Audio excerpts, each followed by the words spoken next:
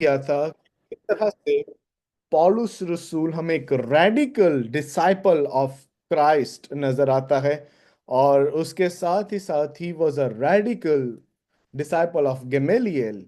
सो आज हम उसकी क्रोनोलॉजी को देखेंगे कि किस तरह से हमें बाइबल मुकद्दस में पौलुस रसूल की क्रोनोलॉजी नजर आती है। अच्छा, क्रोनोलॉजी से ये घबराना नहीं है कि ये पता नहीं है कि कौन सी शय क्रोनोलॉजी क्या होती है।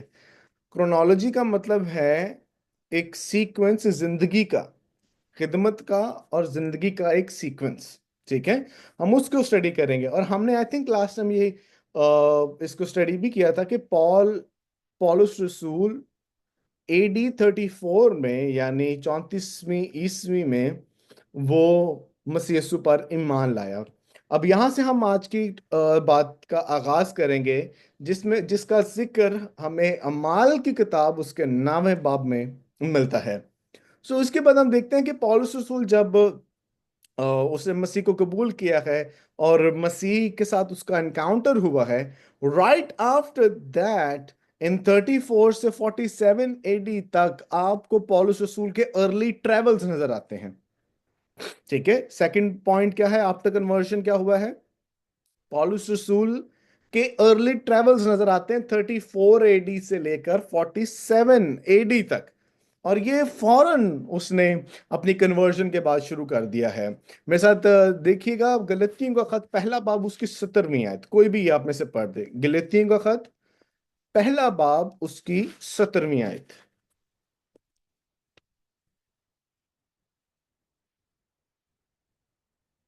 जी, आप में से कोई भी पढ़ दे।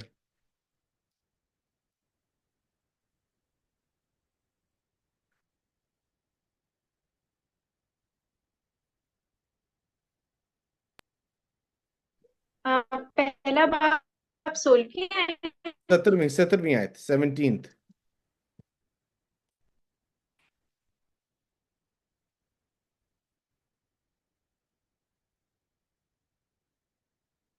जी।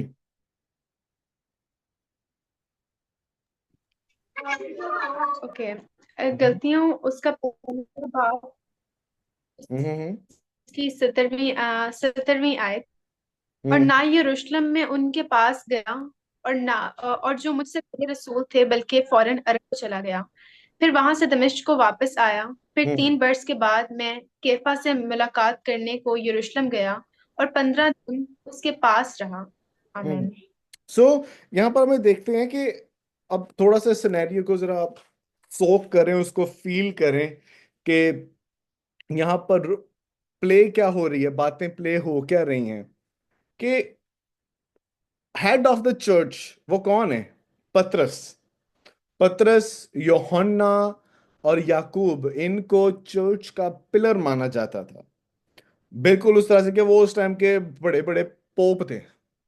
वो पोप भी थे, वो तोप भी थे, वो तोपें भी चलाते थे। इंजील की तोपें चलाते थे।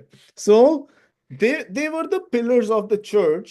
और हम देख सकते हैं कि अगर आप में से किसी को कोई खिदमत मिली है तो सबसे पहले आप कहाँ पे जाते हो? हेड के पास जाते हो, आप हेडशिप के पास जाते हो। पौलुस रसूल क्या कह रहा है कि मैं हेडशिप के पास कोई नहीं गया। क्यों?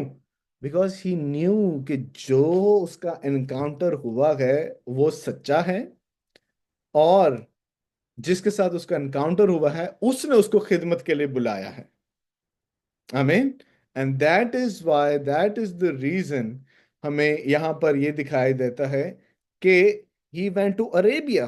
वो वहां पर जाकर खिदमत का आगाज उसने कर दिया। अब कुछ आलिम दीन कहते हैं कि वो अरब के इलाका में मेडिटेशन के लिए गया, बट कुछ कहते हैं कि no, he went for missions.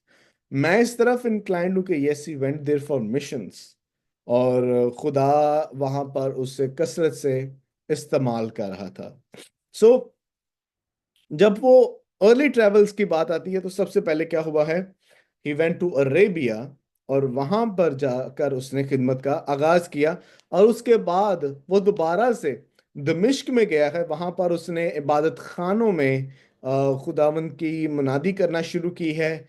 और वहां पर दमिश्क में गवर्नर साहब को पता चला कि अच्छा पौलुस रसूल साहब ये काम कर रहे हैं। तो गवर्नर ने ऑर्डर दे दिया कि एनु पढ़ो, एनु बंदी बनाओ, इसको जेल में डालो। तो वहां से लोगों ने फिर उसको एक टोकरी में रख के उसे दीवार से बाहर, मतलब खिड़की से बाहर, उसे एक बास्केट में रख के उतारा और उससे कहा कि भाई तू यहाँ से भाग जा। और उसके बाद वो यरूशलेम गया है और वहां पर 15 दिन रहा है। और पतरस, यूहन्ना, जो याकूब सॉरी, जो हाफ ब्रदर है उसके, half brother of Jesus, I think last time हमने इस पे बहुत गहरे तौर पे बात भी की थी कि how he was the half brother of Jesus Christ. और फिर वहां पर वो कुछ लीडर्स के साथ रहा। अब पिलर ऑफ चर्चेस, चर्च के जो पिलर्स हैं यानी पतरस, याकूब और यूहन्ना, वो हेजिटेंट थे पौलुस रसूल को रिसीव करने के लिए। मगर बरनबास ने कहा कि भाई मैंने ही इसके बारे में देखा है, ये दमिश्क में क्या क्या काम कर रहा है और खुदावंत का रूह इस पर किस तरह से काम कर रहा है। So you need to accept him. और इसके बाद वहां पर वो दोबारा से वहां से विंडिकेशन होती है कि अच्छा जी, ये वाकई में खुदा का चुना हुआ खादिम है। सो अब हम देखेंगे सम मिशनरी जर्नीज ऑफ पॉल। ठीक है, पहली मिशनरी जर्नी जो 47 टू 48 एडी में हुई, इससे हम देखते हैं कि पौल रसूल और बरनबास ने इस सफर का आगाज किया है। और वो किरपस और अनातलिया के इलाका में गए हैं। आपको ये जगह के नाम याद नहीं होते, कोई मसला ही नहीं है, मगर मेन चीज ये आप देखें क्या इसमें से पौलुस रसूल की काविश, मेहनत और अंत तक काम देखें कि वो किस हद तक जाकर मसीह के इंजील के लिए काम कर रहा है। I am really disheartened by the way, आज कितने थोड़े स्टूडेंट्स हैं, but this shows the seriousness for this shows the seriousness for God. मगर मैं ये एक बात आपको बता दूं, चर्च में आपको बैठे हुए हर कोई शख्स भी नजात याफ्ता नजर नहीं आएगा, क्योंकि वो यीशु को नहीं जानता होगा। लेकिन आप पौलुस रसूल की मेहनत देखें कि अंत तक मेहनत कर रहा है। वो किरपस के इलाका में गया, अनतालिया के इलाका में गया, वो अंताकिया गया, वो इकुनिम के इलाका में गया, वो लिस्त्रा के इलाका में गया, वो दरबे के इलाके में गया। और उसके बाद वो गलतिया के खित्तों में जाकर खिदमत करता रहा। आज हम क्या कर रहे हैं? What are we doing seriously? तो बाद में हमने घर पे बैठ के ये कहते हैं नो जी क्रिश्चियनिटी को डिक्लाइन हो रहा है। डिक्लाइन आपकी वजह से नहीं हो रहा, ये आप बात दिन से निकालते हैं। आप नहीं करेंगे, खुदावंद और लोगों को खड़ा कर देगा। दिस इज योर प्रिविलेज कि आप उसकी खिदमत के लिए बुलाए गए हैं, लेकिन खिदमत के बुलाए जाने से पहले उसको जान तो लो। अभी आपने देखा डिफरेंट आर्ग्यूमेंट्स बढ़ती कि खुदा मौजूद है। अमेरिका में एथीज्म हद से ज्यादा बढ़ चुकी है और ये पाकिस्तान में भी आ रही है। I still remember one person जो कि अपने आप को क्रिश्चियन कहता था, मेरी यूनिवर्सिटी में, एफसी कॉलेज में। मैंने कहा खुदावंद आपके साथ हो? कहता हाँ जी आपके साथ भी होगा, अगर कोई खुदा है। अगर कोई खुदा है। सो आप अंदाजा लगाएं कि कितना सीरियस मैटर है कि हम अपनी रूहों की निजात के लिए काम करें। और पौलुस रसूल हमें अंत तक मेहनत करता दिखाई देता है। फिर उसके बाद एडी 49 में यरूशलेम काउंसिल के लिए वो गया है वापस यरूशलेम में, जिसका जिक्र आपको अमाल की किताब 15वां बाब उसकी पहली आयत में मिलता है। और हम यहाँ पर देखते हैं कि इस कॉन्फ्रेंस में, इस यरूशलेम काउंसिल में, कॉन्फ्रेंस में खास तौर पर इस बात पर बहस और मुबासा हुआ है कि जो गैर अकवाम हैं, क्या उनको पहले यहूदी बनने के बाद मसीही बनना है या डायरेक्ट मसीही बन सकते हैं। अब इस बात को समझते हैं। आप और मैं, वी आर जेंटाइल्स, हम गैर कौम। ठीक है, हम क्या हैं? हम गैर कौम हैं। और गैर अकवाम मसीह पर ईमान लाने की वजह से रास्तबाज ठहरती है। And what we get to see is कि उस टाइम पर यह बहस की जा रही थी और बहुत से जो यहूदी मसीही थे वो इस बात की मुनादी कर रहे थे कि नहीं, अगर तुम मसीह के पास जाना चाहते हो तो सबसे पहले तुम्हें मूसवी शरीयत की पासदारी करनी है। लेकिन पौलुस रसूल ने जाकर कहा, ना, ऐसा नहीं है। हाँ, मूसा के साथ खुदा ने अहद बांधा, मगर अब आप डायरेक्ट मसीह पर ईमान लाने की वजह से आप खुदा के बेटे बेटियां ठहरते हैं। यूहन्ना 1:12 में क्या लिखा है? लेकिन जितनों ने उसे कबूल किया उसने खुदा के फर्जंद होने का हक बख्शा, यानी वो जो उसके नाम पर ईमान लाते हैं। So you are the beloved son and daughters of God। और इस कॉन्फ्रेंस के बाद पौलुस रसूल का दूसरा मिशनरी सफर शुरू हो जाता है, जो कि AD 949 से 51 तक हमें नजर आता है। और इसमें वो मकदूनिया के इलाका में, नतलिया के इलाका में, अखिया के इलाका में गया। और पौलुस और बरनबास जो पहले मिशनरी जर्नी में एक साथ थे, वो एक दूसरे से अलहदा हो जाते हैं, क्योंकि दोनों के दरमियान खासतौर पे जो यूहन्ना मरकस है जिसने मरकस की इंजील लिखी, ये मैं आपको बता दूं, यूहन्ना मरकस जिसने मरकस की इंजील लिखी, उसके रोल पर कुछ डिसएग्रीमेंट हुई है पौलुस और बरनबास के दरमियान। इस वजह से दोनों ने अलग अपने रास्ते ले लिए, और पौलुस रसूल ने यूहन्ना मरकस को, बरनबास को छोड़ दिया, और वहां से वो सिलास के साथ मिलकर वो फिलिपी के इलाका में, जिसे आप फिलिपियों का खत भी कहते हो, तो फिलिपी के इलाका में गया है। फिलिपी, तसलीकिया और बिरिया के इलाका में गया है। और वहां पर उसने 18 महीने करंथस की कलीसिया के साथ भी गुजारे। और करंथस में रहने की वजह से उसने 4 खतूत वहां से लिखे अपने दूसरे मिशनरी जर्नी में। और फर्स्ट और सेकंड थेसलोनियंस, यानी पहला और दूसरा थेसलोनिकियों, उसके दूसरे मिशनरी सफर के दौरान ही लिखा गया, जो कि हम गलतियों के खत के बाद जिसका हम सर्वे भी करेंगे। थर्ड मिशनरी जर्नी का आगाज होता है 51 से 54 एनाइडोमेनी के दरमियान। और उसमें हम देखते हैं कि पौलुस रसूल इस जर्नी में वो अपना खास तौर पर फोकस इफिसस की कलीसिया को रखता है। और तीसरे मिशनरी जर्नी में वो वहां पर 3 साल वहां रहता है। For 3 years he was there, and he was there till the end of that trip, and he collected relief funds over there। उसने वहां पर फंड्स को वहां पर इकट्ठा किया, जिसे हम कहते हैं चंदा इकट्ठा करना। उन्होंने चंदा इकट्ठा किया किस लिए? यरूशलेम में जो मसीही जिन पर जुल्म बर्पा हो रहा है, उनको वो फंड्स देने के लिए। और उसने तब वहां पे इफिसस में रहते हुए पहला और दूसरा करंथियों और रोमियो का खत भी लिखा। उसके बाद हम देखते हैं फाइनल इयर्स ऑफ पॉल में, कि पॉल बाद में वो ऑफरिंग लेने के बाद यरूशलेम जाता है। वहां पर वो यहूदी इबादत खानों में प्रीच कर रहा था। और वहां पर रोमी आते हैं और पौलुस रसूल को वो अरेस्ट करते हैं, हिरासत में लेते हैं। और बाद में उन्हें उसे कैसरिया के आगे, सिसरिया के आगे वहां पर ले जाते हैं। उसको 2 साल तक बंदी बनाया जाता है, हाउस अरेस्ट में रखा जाता है। और बाद में क्योंकि पौलुस रसूल के पास रोमी शहरियत थी, अब इसका बेनिफिट देखे खुदा कैसे काम करता है। उसके बाद रोमी शहरियत थी, इसलिए उसने इल्तमास की कि भाई मुझे 2 साल से तुमने हाउस अरेस्ट में डाला हुआ है, मेरी किसी से बात ही करा दो, किसी गवर्नमेंट ऑफिशियल से बात ही करवा दो मेरी, कि मैं उससे खुद जाकर कोई बात कर लूं। और फिर रोम में आने के जब वो 2 साल तक वहां पर हाउस अरेस्ट दोबारा किया उसने। और वहां से उसने, जब वो जेल में है, तब उसने इफ्सियों, कुलसियों, फिलेमोन और फिलिपियों का खत, ये चार उसने खतूत लिखे, जिनको हम कैद खाना के खतूत भी कहते हैं, जो कि आप एक सेपरेट कोर्स में पढ़ेंगे। प्रिजन एपिसल्स, ये पौलुस रसूल ने प्रिजन एपिसल्स लिखे हैं।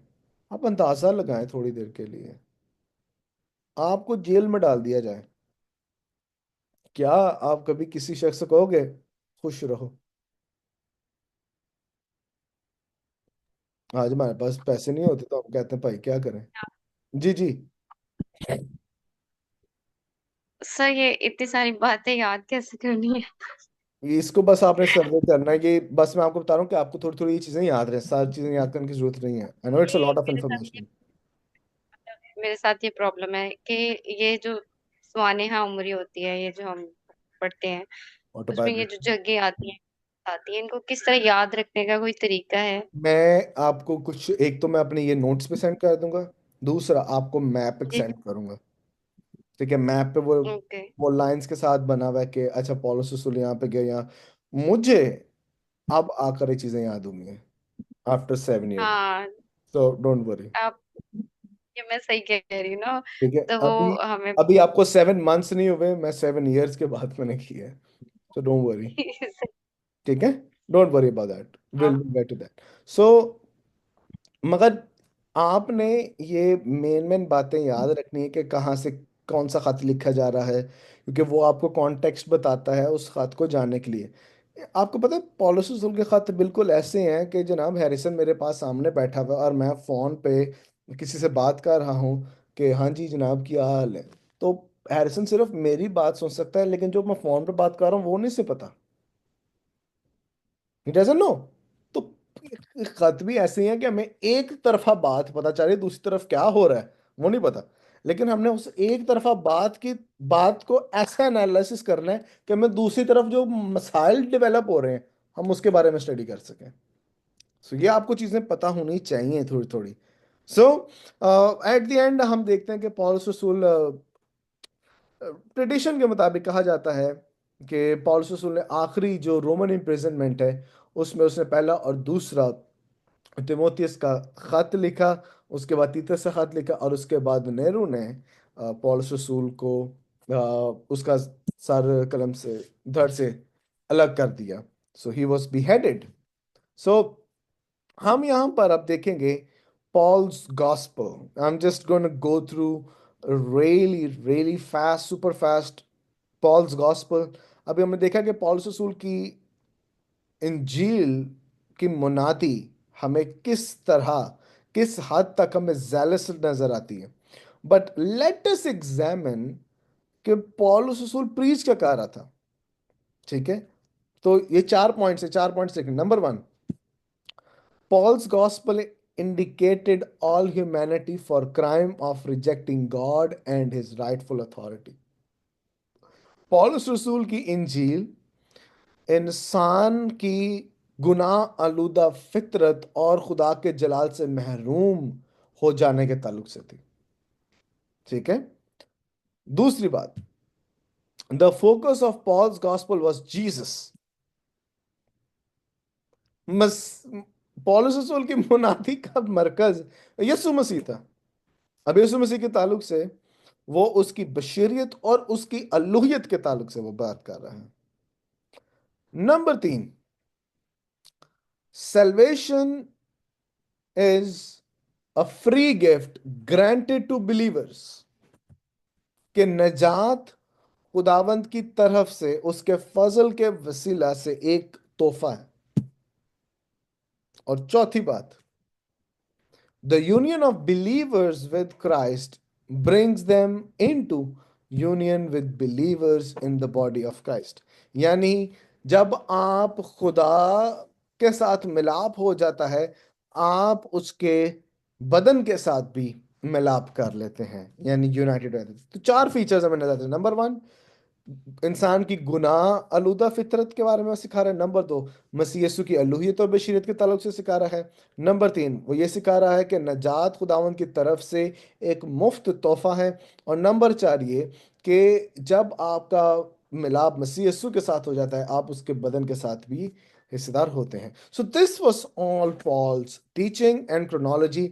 जल्दी से, अगर आपको अभी जैसे पूछेगा कि सर मैं हम सब कुछ याद कैसे करेंगे, आपको अगर ये 8 पॉइंट्स याद हैं पॉल की क्रोनोलॉजी में, तो आप अच्छी तरह से फेथफुली आप कलाम में पाक को समझ सकते हैं। नंबर 1, पौलुस रसूल की मसीह यीशु में आने से पहले की जिंदगी।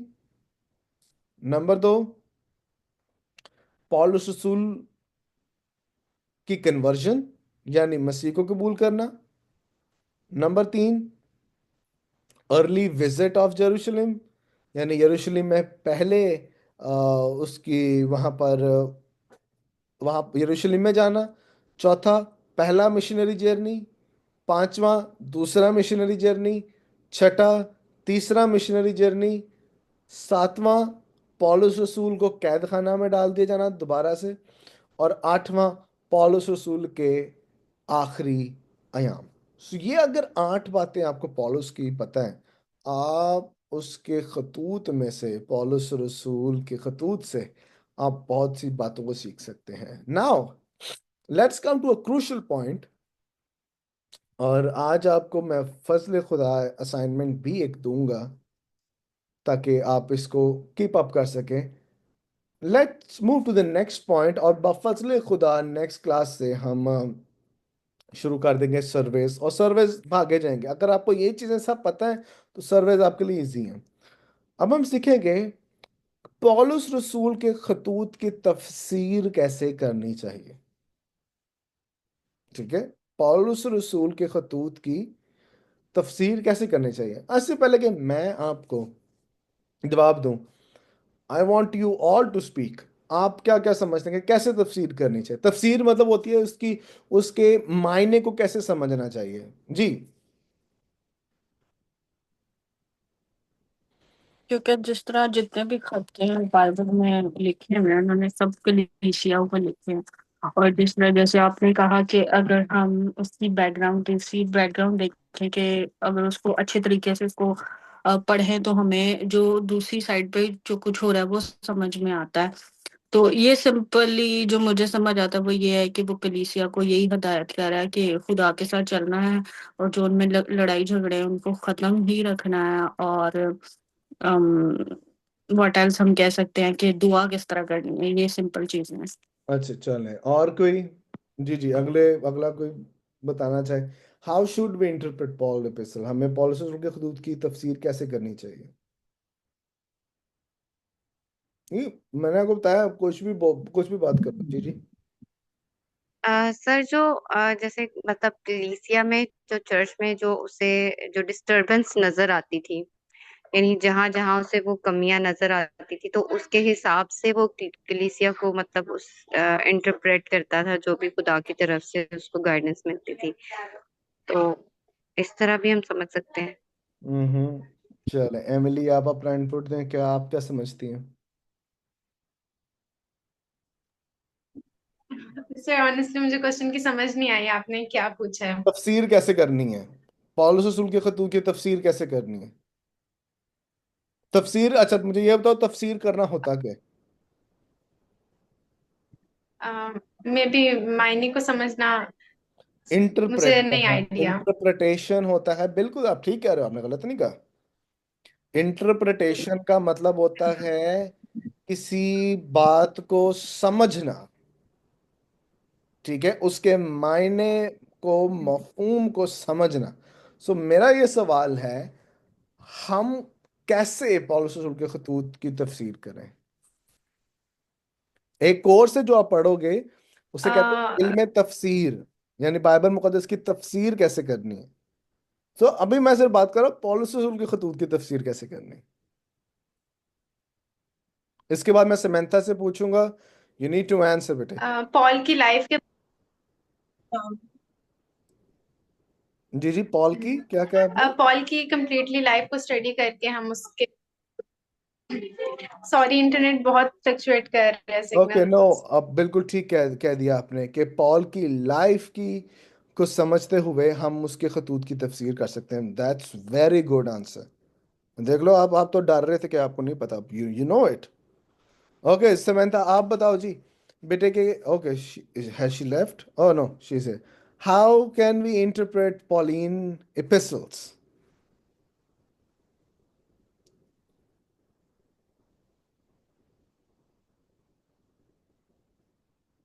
ऐसा ना, आप बताओ। How can we interpret Pauline epistles. जी चलिए भाई, इसमें मेरे ख्याल से कुछ पॉइंट्स हो सकते हैं जिनको हम लोग जो है काफी पॉइंट्स के साथ जो है इसको डिस्क्राइब कर सकते हैं, डिफाइन कर सकते हैं। पहला कि हम लोग उसके हिस्टोरिकल कॉन्टेक्स्ट को देखें, फिर हम लोग उसके जॉनरा को देखें किस तरह से बात हो रही है। ठीक है, फिर उसके जॉनरा को समझते हुए हम लोग आगे बात करेंगे उसने किस बारे में की है या किससे बात कर रहा है, ये चीज़ भी हमें समझनी जरूरी है। फिर उस तरह से हम उसको डिफाइन करें, उसकी सारी स्ट्रक्चर ऑर्गेनाइजेशन को, जब वो बात कर रहा है उसको समझे और और जाने कि मेरे वो किस तरह नोट्स से तेरे बात देख कर रहा है। लिए। फिर उसकी, नहीं नहीं नहीं नहीं, मेरे मैंने पास ना आपने अपने भेजे ही गूगल नहीं। ड्राइव पे जाके मेरे नोट्स देख लिए। नहीं आपने भेजे नहीं मुझे। उसके बाद अच्छा अच्छा। हम लोग ये देखते हैं उसकी मिरर रीडिंग करें कि जैसे आपने बताया कि वन साइडेड तो हमने सुन ली, उसकी टू साइडेड हम आगे देखें कि आगे पहलू क्या बना हुआ है, उस पहलू को देखते हुए फिर हम लोग बताएं पक्का मेरे कि ये नोट्स बात देखे? हो रही थी। मैं नहीं मारा। नहीं देखे, अच्छा नहीं देखे मैंने। अच्छा, चलो कोई नहीं।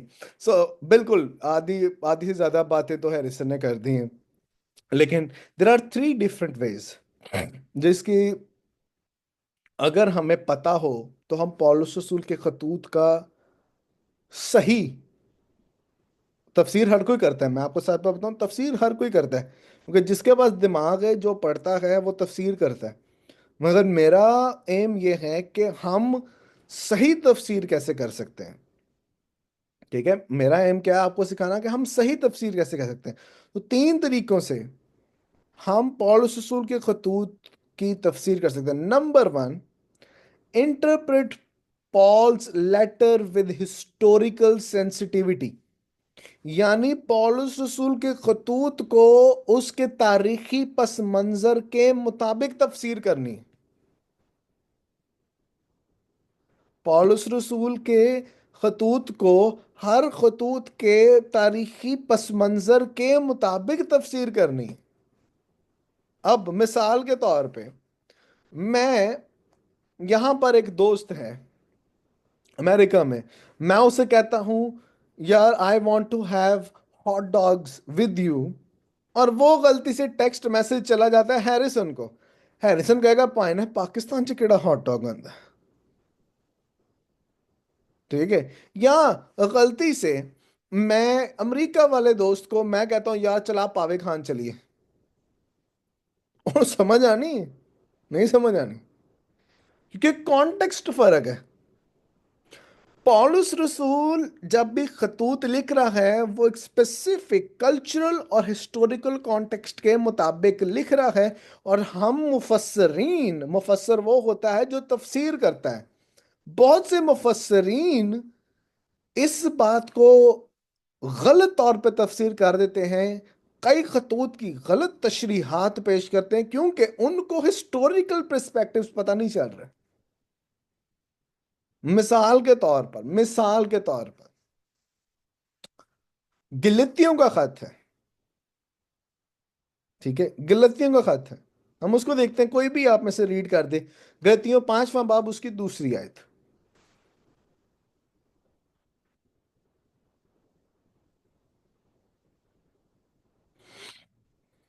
जी, गलतियों 5वां बाब उसकी दूसरी आयत।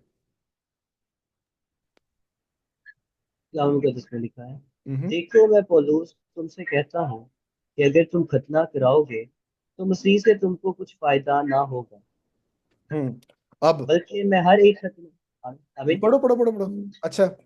बल्कि मैं हर एक खतना कराने वाले शख्स पर फिर गवाही देता हूँ कि उसे तमाम शरीयत पर अमल करना फर्ज है। तुम जो शरीयत के वसीले से हम्म। रास्तबाज ठहरना चाहते हो, मसीह से अलग हो गए और फसल से महरूम, क्योंकि सो हम दिस रूह इज के बायस समथिंग, ईमान बस से। Thank you arisen, thank you. इतना काफी, क्योंकि मैंने इसके जरा डेप्थ में जाना है। अब वो कह रहा है, वो खतने की बात कर रहा है, ठीक है। अब वो खतने की बात कर रहा है। अब आप जनाब जी यहां से एक एक असूल बना लेंगे जनाब जी, नहीं पौलुस रसूल ने मना किया खतना नहीं करवाना तो हमने नहीं करवाना, ठीक है। अब मसला ये है कि हम इसको समझते नहीं है कि पौलुस रसूल उस वक्त के किस हिस्टोरिकल मसले को वो एड्रेस कर रहा है। What was the problem in that church? जब तक हमें प्रॉब्लम का पता नहीं होगा, हिस्टोरिकल कॉन्टेक्स्ट का पता नहीं होगा, हम तफसीर उसकी अच्छी नहीं कर सकते। मसला खतना नहीं था उस खत में, मसला खतने के वसीला से शरीयत की पाबंदी करवाना वो मसला था। और यरूशलेम काउंसिल से पहले गलतियों का खत लिखा गया, और गलतियों के कलीसिया को यह बात बताई गई कि तुम्हें यहूदी बनने की जरूरत नहीं है कि यहूदी बनने के वसीला से तुम मसीह के हम मिरास बनो। नहीं, वो कहता है ईमान लायो, खतना और शरीयत जरूरी नहीं है। यह मसला था उस खत का। This was the historical context Romeo का खत देख लें। रोमियो के खत को जब तक आप अंडरस्टैंड नहीं करेंगे कि हालात क्या चल रहे हैं, आप डिफाइन, आप उसको समझ नहीं सकते कि what Paul is actually teaching in the epistle to Romans. So you need to know what is going on in the historical context of every epistle अगर आप चाहते हैं। अब मिसाल के तौर पे सहर आप रीड कीजिएगा, गिलेतियों का खत देखते हैं, 5वां बाब उसकी पहली आयत। होना है ना, समझना कि मैं ते मतलब गिलेतियों के इसके खत ते काम कर रहे थे, मैं इसलिए उनसे ते गल कर रहे हैं। हाँ जी, ये बात भी है, क्योंकि मैं खुद भी इस पे पढ़ रहा हूँ, इसका पूरा कोर्स है, और इसकी मैं आपको तफसीर दिखाऊं तो 850 सफ़े की तफसीर है, इतनी मोटी जो मैं पढ़ रहा हूँ जी। 5वां बाब उसकी पहली आयत, और बाद में आपने मुझे कहूँ कि बताना है कि आप इसके बारे में क्या समझे हैं। मसीह ने हमें आजाद रहने के लिए आजाद किया है, हम्म। बस कायम रहो और दोबारा गुलामी के जुए में ना जुटो। ओके, अब आपको क्या यहाँ पे समझ आती है? टू बी अच्छा, गलत कहोगे कोई मसला ही नहीं है, कोई मसला ही नहीं, हम सीखने के लिए आए हैं। मुझे बताएं इस आयत से क्या मतलब है? आपने अभी पढ़ा, आपके पास दिमाग है, आप पढ़ने वाली हो, और तफसीर आप कर सकते हो, तो आप इसकी क्या तफसीर करोगे कि यहाँ पे पौलुस रसूल क्या फरमा रहा है? सर अक्सर मैंने इस आयत पे ना बहुत ज्यादा जो लोग हैं, उनके मैसेजेस भी सुने हुए हैं, लेकिन ये हम्म। मेरा पर्सनल जो ख्याल है वो जैसे कि इसमें हम पढ़ रहे हैं, हालांकि मुझे इसकी हिस्टोरिकल हिस्ट्री का नहीं पता हम्म। जैसे में ये बयान किया गया है, लेकिन जो पढ़ने से हम समझते हैं वो उसमें यही लिखा है कि मसीह ने हमें आजाद रहने के लिए आजाद किया है, यानी उसने हमें आजादी गुनाह से दिला दी है अपनी जान देकर।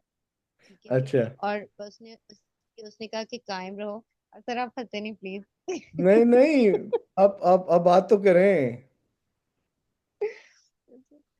बस कायम रहो और दोबारा गुलामी के जुए में ना जुटो, यानी कि हमें मसीह में कायम रहना है ताकि हम दोबारा गुनाह के गुलाम ना हो जाए। राइट। हम्म। सो ये आपकी अंडरस्टैंडिंग है, जरा थोड़ा सा कैमरा ठीक करें ना, मैं अब आपको देख के बात करना चाहता हूँ। सर एक्चुअली मैं ना आज कहीं आई हुई हूँ तो ओके मेरा ओके। हाथ थक गया ये फोन पकड़ के। अच्छा अच्छा अच्छा, नहीं तो स्टैंड ले लेना, आप स्टैंड रख ले इस तरह से, मतलब आई हैव के लाइक दिस घर आई हूँ ना, स्मॉल स्टैंड्स। ओके। यहाँ शोर भी बहुत ज्यादा है। अच्छा चलें, कोई बात नहीं। अब पहले तो मैं वारी जावा उन खादमों के जो इसकी ये तफसीर करते हैं। मैं लिटरली, मुझे कोई इत्तेफाक हो तो मैं तो ਉਹ ਗੁਲਾਬ ਦੇ ਅਰਕ ਦੇ ਨਾਲ ਨਾ ਉਹਨਾਂ ਦੇ ਪੈਰ ਮੈਂ ਧੋਵਾਂ, ਤੇ ਮੈਂ ਬਾਅਦ ਚ ਹੱਥ ਉਹਨਾਂ ਦੇ ਸਿਰਾਂ ਤੇ ਰੱਖ ਕੇ ਹੱਥ सर ਨੂੰ ਦੁਆ ਕਰਾਂ। जी जी। सर काफी हो गया। नहीं सर मैं एक बात कहना चाह रही थी। मेरे जहाँ मैं रहती हूँ ना मेरे एरिया में।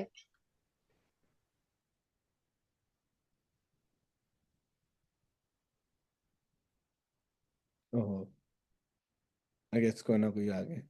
जी जी। मतलब जिस एरिया में मैं रहती हूँ ना तो वहां पे जो अक्सर पास्टर्स है ना वो ऐसे ही मतलब बने हुए हैं, मुझे नहीं पता कभी उन्होंने सीखा बात है या नहीं। बात बिल्कुल आप लेकिन ठीक कह रहे मैं क्यों ये सब मैंने स्टार्ट किया क्योंकि मुझे मेरे अंदर ये मतलब इनकरेजमेंट है कि मैं खुद से सीखूं और फिर मैं कुछ करूं, हैं। तो अब इसलिए। अब हम इसमें से देख लेते हैं। आपने आपने लो जी, सारी ये बात लिख लो कि सिस्टर सहर ने ये कहा था गुनाह में नहीं जाना, ठीक है, कि गुनाह के गुलामी में नहीं जाना, मसीह ने हमें गुनाह से आजाद किया। अच्छा, लेट्स सी कि क्या खत्म में पौलुस रसूल इसकी बात कर रहे हैं। लेट्स सी, पहले बाब, गलतियों के पहले बाब में चलते हैं। पहले बाब में लिखा है जी, पहले बाब की 6ठी आयत में, मैं ताज्जुब करता हूं कि जिसने तुम्हें मसीह के फजल से बुलाया उससे तुम इस कदर जल्द फिर कर किसी और तरह की खुशखबरी की तरफ मायल होने लगे। आ किसी और तरह की खुशखबरी या किसी और तरह का गुनाह? ओके, आगे आगे चलते हैं। वो कहते हैं मगर वो दूसरी नहीं, अलबत्ता बास ऐसे हैं जो तुम्हें घबरा देते हैं और मसीह की खुशखबरी को बिगाड़ना चाहते हैं। हाँ, मसीह की खुशखबरी को बिगाड़ रहे हैं। यानी मसला गुनाह का तो मुझे नजर नहीं आ रहा। और आगे पढ़ लेते हैं। आगे पौलुस देखे 8वें आयत में क्या कहता है। ओफ माय गॉश। लेकिन अगर हम, यानी वो कह रहा है मैं खुद, पतरस, यूहन्ना, याकूब या रसूलों में से कोई भी, कहता है अगर हम या आसमान का कोई फरिश्ता भी उस खुशखबरी के सिवा जो हमने तुम्हें सुनाई कोई और खुशखबरी नहीं खुशखबरी तुम्हें सुनाए तो मालूम है। अच्छा, इसको मैं यूनानी जुबान में से इसका तर्जमा मैं करूं ना, तो मैं इसका यूं तर्जमा करूंगा कि अगर हम या फरिश्ता कोई आसमान से आकर तुम्हें उस खुशखबरी के अलावा जो मैंने तुम्हें सुनाई है सुनाए, तो वो शख्स लानती है। वो लानती है जिसने इस खुशखबरी के अलावा जो मैंने तुम्हें सुनाई है कुछ और सुना। हाय गॉड। अब मसला यहां से हम देख सकते हैं, इसे कहते हैं हिस्टोरिकल कॉन्टेक्स्ट को देखना। मसला मेरी बहन यहां पर गुनाह का कोई नहीं है। मसला यहां पर जो था, इट वॉज दिस, कि कुछ यहूदी मसीही कलीसिया में बिगाड़ पैदा कर रहे थे, जिसकी वजह से वो ये कह रहे थे कि अगर तुम चाहते हो कि तुम निजात याफ्ता हो तो तुम्हें शरीयत की पासदारी करनी है। मगर पौलुस रसूल कहता है अगर कोई उस खुशखबरी के अलावा जो मैंने तुम्हें सुनाई है, यानी वो कि तुम फजल के वसीला से, ईमान लाने के वसीला से रास्त पास ठहरे हो, मसीह के हम मिरास हो, खुदा के बेटे बेटियां हो, अगर कोई और तुम्हें ये खुशखबरी सुनाता है, कुछ और तरह की गॉस्पेल सुनाता है कि नहीं जी, निजात मसीह में तब पूरी होती है जब आप मूसवी शरीयत के थ्रू सब करो, कहता है वो लानती है। और इसलिए क्योंकि गलतिया की कलीसिया इस तरह के झूठे इंजीली बयानात पर वो जा रही थी, इसलिए पौलुस रसूल 5वें बाब में कहता है ना ना ना काका, मसीह ने हमें आजाद किया है। किससे? शरीयत से आजाद किया है। He has freed us from the law. जरा जाइए तीसरे बाब में, तीसरे बाब की 13वीं आयत देखें जरा। जी। सर देखिए, मैंने गलत बताया तो आपने सही बताया ना। हाँ ना, तो सही है ना, इस तरह पूछेंगे तो फिर बताया जाएगा ना। तीसरे बाब की 13वीं आयत देखें जरा। वो कहता है मसीह जो हमारे लिए लानती बना। अभी पीछे उसने कहा है कोई भी अगर तुम्हें कोई और इंजील सुनाता है वो लानती है। लेकिन देखिए वो फोकस कैसा कर रहा है। I love this episode. सिर्फ 6 बाब में, लेकिन इतनी गहराई है जिसका कोई हिसाब नहीं। कहता है मसीह जो हमारे लिए लानती बना, उसने हमें मुंह लेकर शरीयत की लानत से छुड़ाया। क्योंकि लिखा है कि जो कोई लकड़ी पर लटकाया गया वो लानती है। किससे छुड़ाया है? शरीयत की लानत से। 5वें बाब में क्या कह रहा है? मसीह ने हमें आजाद किया। कहां से आजाद किया? शरीयत की लानत से, गुनाह से कोई नहीं। ओए पादरियो, ताडे में पैर तोमा गुलाबदार सुट के। और सर कुछ खुदावन से ज्यादा मैं, हो गया। और मैं खुदावन से इल्तमास करूं कि हिकमत दे। So this is the context.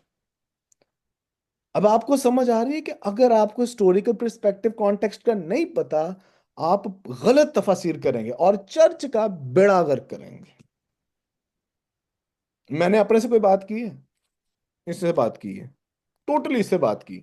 वजह यही सब कुछ है। अपना मुझे नहीं पता, लेकिन मैं झूठ बोल सकता हूं, कलाम झूठ नहीं बोलता। अगर मैं कलाम की बात कर रहा हूं तो यानी वो सच्चाई है। हमें से पहली बात, you need to know the historical sensitivity. Historical perspectives को आपने मजाक नहीं लेना। कुछ लोग ना कहते हैं यार सानो जरूरत ही कोई नहीं है, ही पढ़ो बस यही है। भाई अगर इसको ही आप ध्यान से गौर से पढ़ लो, आप हिस्टोरिसिटी यहां से डेवलप करते हो। ठीक है। So number one, historical sensitivity के साथ करें। नंबर टू, लिटरेरी सेंसिटिविटी के साथ करना है।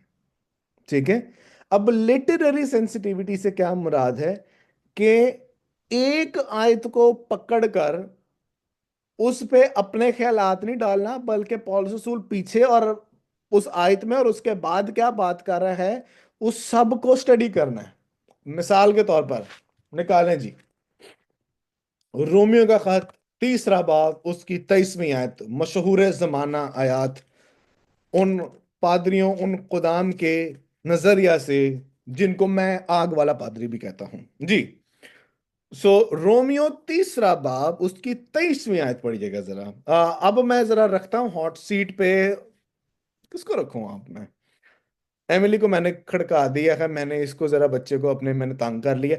सिल्मिया आप मुझे बताइएगा, पढ़िए जरा मेरे साथ रोमियो तीसरा बाब 23वीं आयत, और जरा वीडियो ऑन करें, मैं जरा देखते हुए आपसे बात करना चाह रहा हूँ। रोमियो तीसरा बाब। तीसरा बाब 23वीं आयत। अब घबराना नहीं है, हम सीखने के लिए आए हैं। ठीक है। नहीं नहीं, हाँ जी, एक मिनट मैं बस तीसरा बाब निकाल लूं फिर। हाँ। अच्छा, सिरिल भाई भी साथ ही हैं। सिरिल भाई सलाम जी। वो भी सर। जी सलाम। अच्छा, आयत क्या थी, सॉरी? 23वीं आयत। सही थी।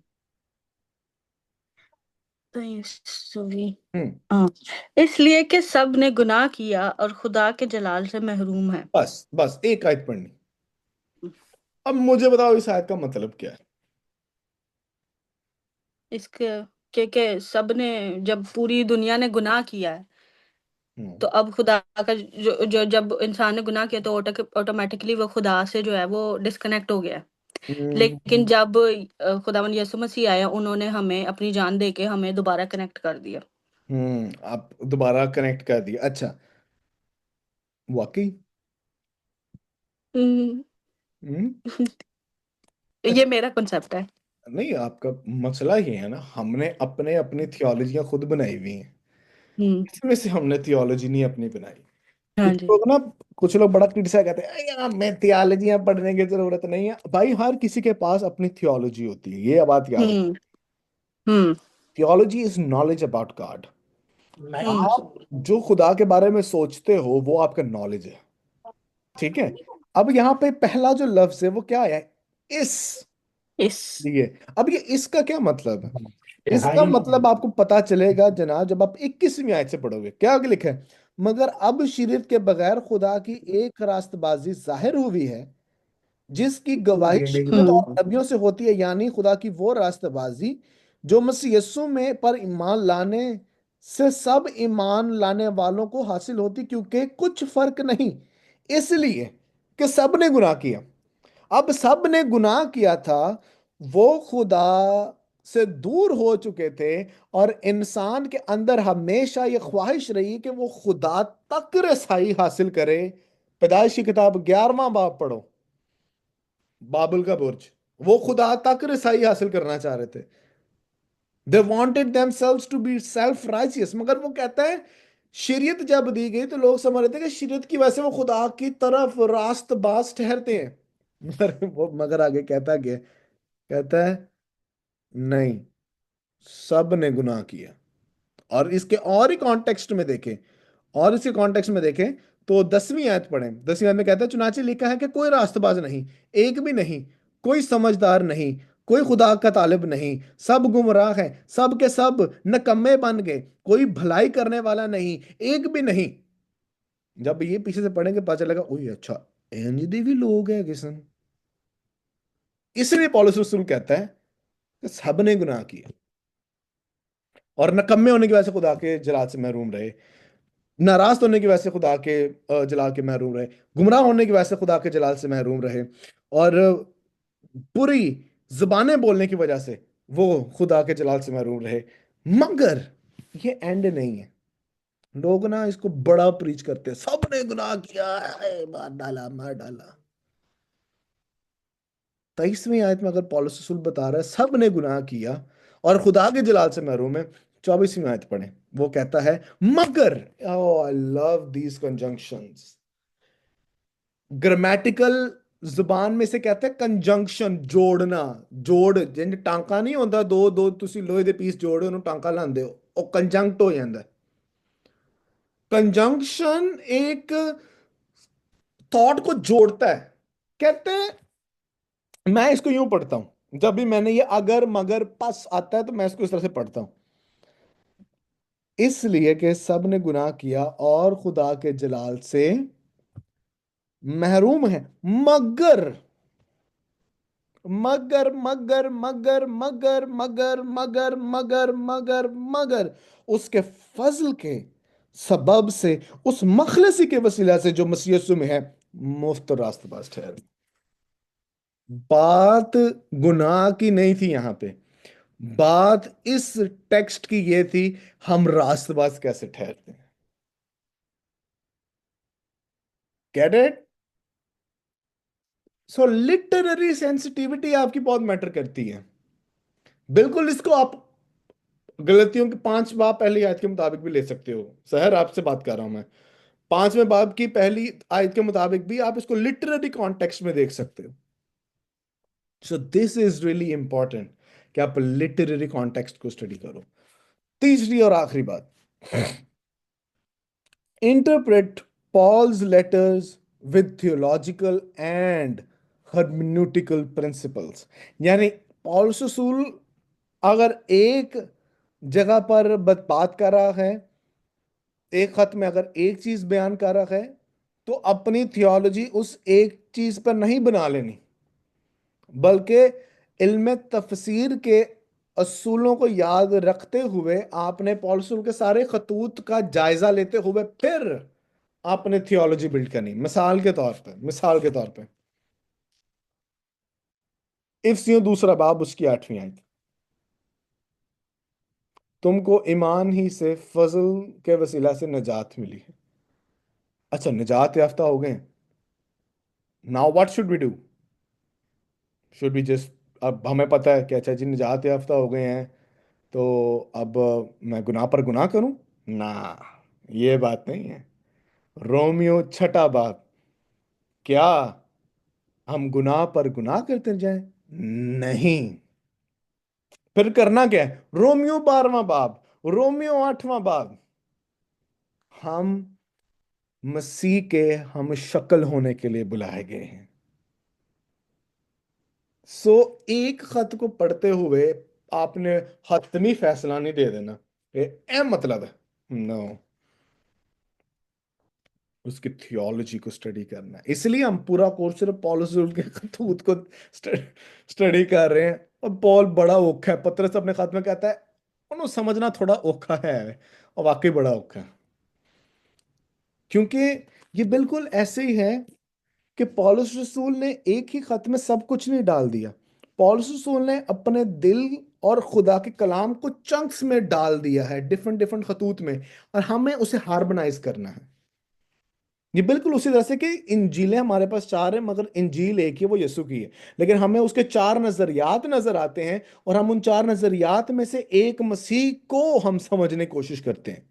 इसी तरह से पौलुस रसूल की थियोलॉजी को, उसकी हार्ट को, उसके हार्ट ऑफ थियोलॉजी को, उसके माइंड को एक खत से नहीं देखना, बल्कि सारे खतूत से देखना है। और मैं आपको ये बात बता दूं, 13 तो उसने खतूत लिखे हैं। अगर आप पौलुस रसूल को इग्नोर करते हो तो आप तो नया पढ़ते नहीं हो। पौलुस रसूल को सीरियस लेना पड़ता है आपको। और रोमियो का खत और गिलतियों का खत, मैं एक चीज आपको बता दूं, अगर आपको ये 2 खतूत की समझ अच्छी है, मैं आपको ये बता दूं, आपका खुदा के साथ गहरा रिश्ता डेवलप होता है। नंबर 2, आप कभी अपने ईमान से नहीं डोलते। अगर आपको रोमियो और गिलतियों का खत का पता है, किसी शख्स ने कहा कि अगर रोमियो और गिलतियों के खत को समझना है, वो बिल्कुल ऐसे ही है कि रोमियो एक छल्ला है और गिलतियों उसका नाग है। ठीक है, रोमियो छल्ला है और गिलतियों नाग है। छल्ला सिग्निफाई करता है you are to be grounded, और नाग उसकी चमक को दिखाता है। तो गिलतियों का खत आपको चमकाता है, और रोमियो का खत आपको कन्फाइंड रखता है। This is the way. अगर आप चाहते हो कि आपकी वॉक रास्तबाजी में हो, you need to know Paul's epistles and the scripture really well. मैं रिकॉर्डिंग ऑफ कर रहा हूं,